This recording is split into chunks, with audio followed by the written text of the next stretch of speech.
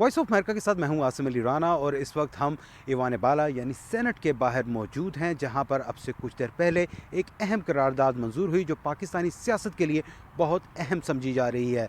जी हाँ, बिल्कुल 8 फरवरी 2024 को होने वाले इंतखाबात मुलतवी कराने के हवाले से ये करारदाद पेश की गई।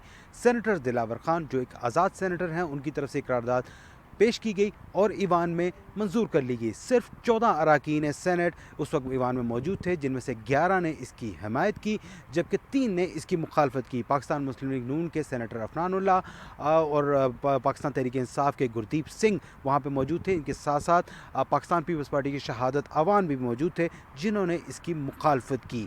ये करारदाद मंजूर होने के हवाले से मुख्तलिफ सियासी जमातें जो हैं वो ये कहती हैं कि इंतखाबात बर वक्त होने चाहिए, लेकिन इसके बावजूद आज ईवान में एक करारदाद पेश की गई और जो कि एजेंडे पर भी नहीं थी, लेकिन इसे मंजूर कर लिया गया। देखिए, मेरे ख्याल में बदकिस्मती से हमारे मुल्क में हर वक्त जो है वो जमहूरियत के खिलाफ साजिशें चल रही होती है। बहुत सारे लोग कर रहे होते हैं, एक लंबी बहस है, लेकिन उसके अंदर जो है वो ये कहना कि जी क्योंकि मुल्क में मौसम ठीक नहीं है, फॉग है, ये है वो है, इसलिए इलेक्शन ना कराएं, मेरा ख्याल है जो है ये बात ठीक नहीं है। हमारे मुल्क के हालात इससे ज़्यादा ख़राब थे तब हमने इलेक्शन कराए।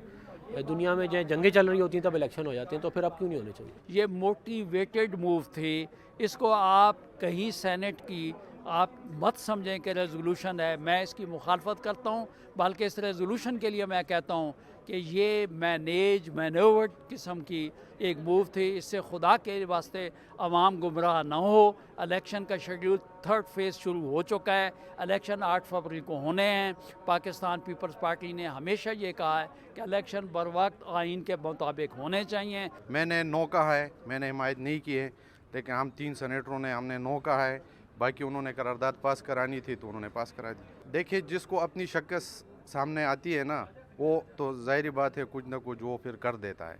तो ज़ाहिर बात है हम तो वही सोचते हैं कि इलेक्शन से भागने का एक बहाना है। चेयरमैन सेनेट का स्टूडेंट ऑफ द हाउस है, उनको हक है कि वो जिसको मर्जी है, लेकिन उसी वक्त तक किसी को ये पता नहीं था कि इस किस्म का रिजोल्यूशन आ रहा है। लेकिन मैं एक बात बता दूं कि तमाम पॉलिटिकल जमातों के सीनेटर्स जब हम तन्हाई लेते हैं, जब हमारा हाथ लेते हैं, तो हमें मौजूद होना चाहिए सेनेट इजलास में। अगर आज तमाम जमातों के सेनेटर मौजूद होते तो ये नौबत ना होती, लेकिन अनफॉर्चुनेटली मैं अकेला बैठा था, PTI का बंदा अकेला बैठा था और मुस्लिम लीग का भी एक बंदा था।